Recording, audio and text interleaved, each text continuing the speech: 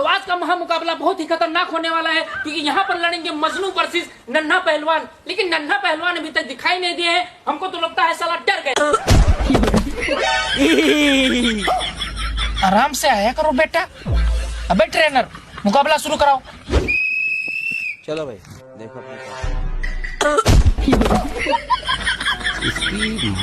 अबे साले हमारे ऊपर कहाँ बैठ रहा है, जा उससे लड़।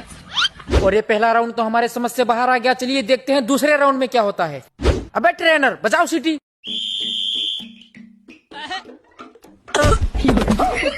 साले तू